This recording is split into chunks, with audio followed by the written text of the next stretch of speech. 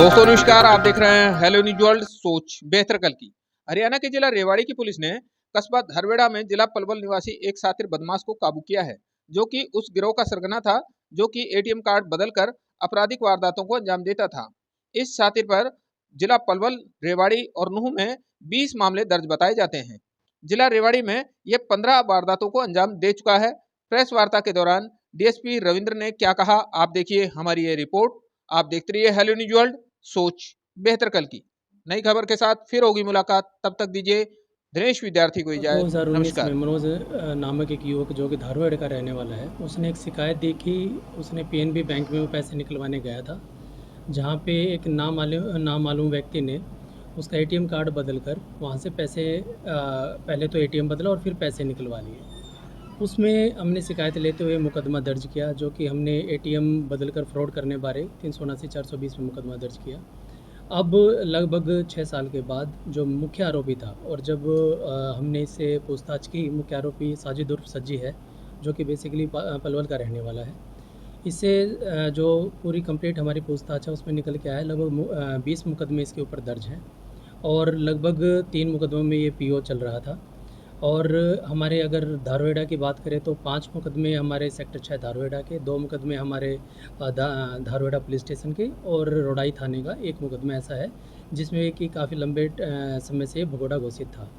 तो ये आज हमने अरेस्ट किया है, और कंप्लीट पूछताछ में जो अब तक के तथ्य हमारे सामने आए हैं कि लगभग 20 मुकदमे इसके ऊपर दर्ज हैं, और उनके ऊपर सारों पे अभी जांच जारी है।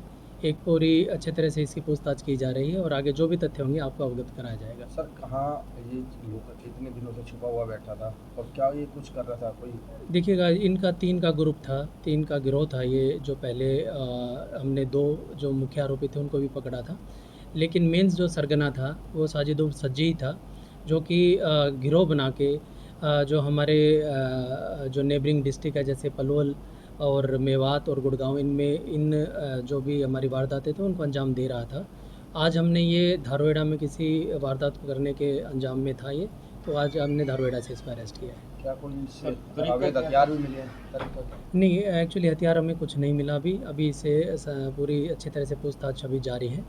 तरीका इसका ये था कि किसी भी अननोन किसी एटीएम में चला जाता था, जिसमें कोई वृद्ध या फिर कोई युवती या फिर कोई वृद्ध महिला होती थी, उसको बातों में लगा लेता था, उसका एटीएम लेता था और उसका पिन कोड या तो पूछ लेता था या सिर्फ एटीएम बदल देता था। उसके बाद दूसरे एटीएम में जाके वारदात को अंजाम देता था, जिससे कि जिसका ये एटीएम बदलता था उसके अकाउंट से पैसे कट जाते थे।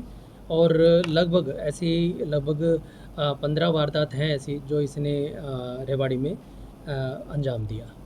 अभी पूरी जो पूछताछ है अभी बाकी है।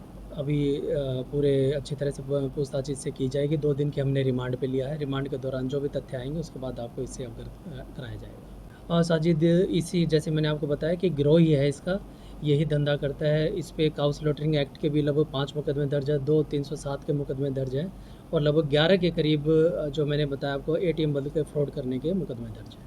सर, मुकदमे हरियाणा में दर्ज है, दूसरे स्टेटों में भी कुछ ऐसा है? नहीं, अभी तक की पूछताछ में जो हमारे सामने आया है, गुड़गांव, मेवात, पलवल और रेवाड़ी के ही मुकदमे अभी तक हमारे सामने आए हैं, जो कि इसके ऊपर दर्ज है। कहीं किसी बड़े ग्रोह से इसका संपर्क ऐसा हो कोई? जी बिल्कुल, गहराई से इससे पूछताछ की जा रही है, और कहीं भी किसी बड़े ग्रुप से अगर इसके लिंक निकलते हैं तो नियमानुसार फिर कार्रवाई की जाएगी।